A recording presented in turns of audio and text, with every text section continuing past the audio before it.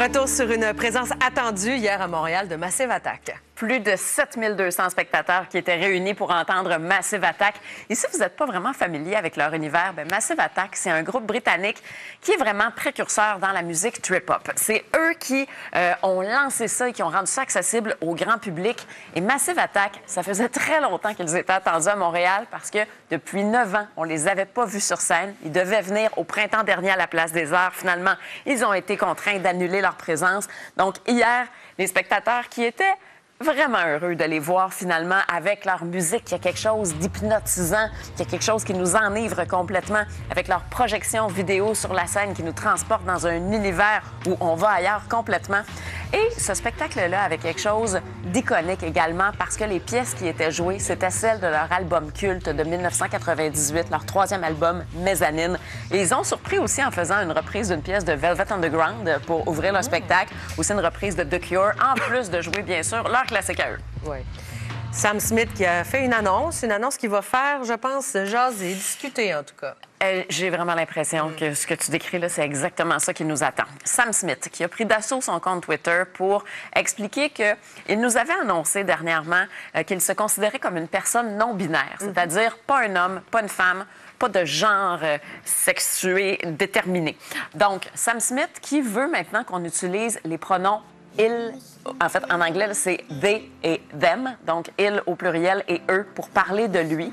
C'était un nouveau vidéoclip pour quelque chose de pas nouveau, en fait. Vraiment pas nouveau, là. Je vous ramène 48 ans en arrière avec What's Going On de Marvin Gaye. Cette chanson-là, légendaire, qui a maintenant un vidéoclip. Et pourquoi on a décidé d'en s'intéresser à l'œuvre? Bien, faire des vidéoclips sur des chansons qui n'en ont pas, je trouve ça génial. Ouais. Il y en a une bonne liste à faire, là. C'est vrai, c'est vrai. On a des belles images d'une maison à vendre. Est-ce qu'on peut l'acheter? Oui, pour vous faire rêver, on peut l'acheter. Ça va prendre un peu de support. Je vais vous montrer la résidence la plus chère qui est jamais vendue dans le Manatee County, c'est en Floride.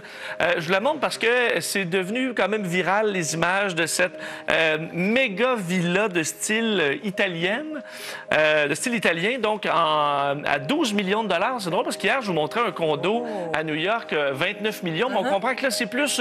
on s'éloigne des grands centres. Alors, Dans un coin reculé. Dans un coin reculé. Négligé. Pas négligé, peut-être. Les cours qui ont des moustiquaires là, qui les protègent, c'est la plus grande cour du genre aux États-Unis, du moins lors de sa construction il y a quelques années. Et il y a 6 chambres, 12 salles de bain à l'intérieur de cette maison-là. Et la douche... on peut laver 10 personnes à l'intérieur. Ah, ben c'est pratique! Oui, on dit on peut entrer une Mini Cooper à l'intérieur de la douche. Je sais pas si ça peut attirer une certaine clientèle, peut-être, mais elle la vend au prix de 12 millions de dollars si jamais vous voulez ce genre de villa unique. C'est-tu 12 millions américains, ça? 12 millions américains. Oui, alors c'est sûr que ça fait quand même monter la facture. Mais je peux pas croire que dans le descriptif de la maison, c'est écrit, tu sais, douche pouvant accueillir 10 personnes. Une Mini Cooper! Qui pense à ça? Une cave à vin de 1000 bouteilles aussi. Et ça vient meubler. Alors, pour ceux qui ont trouvé ça beau, moi, c'est peut-être ça qui cloche un peu. Je changerais ça, l'ameublement. Oui, mais tu vois, là, ça vient avec. C'est ça. C'est pas une grosse vente de garage. C'est pas un coup de cœur. C'est ça.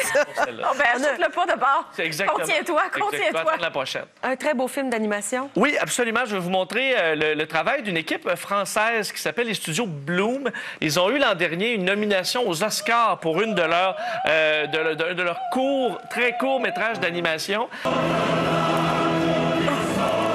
J'adore ça. C'est vraiment beau. Ils ont pris de vraies grenouilles, regardées avec des caméras 3D pour s'assurer que ce soit vraiment le plus précis possible. Vraiment des heures incalculables derrière ce film de 2 minutes seulement. Très bien réussi, oui. Plus tard, à l'émission, on reçoit une femme de 19 ans qui a tout un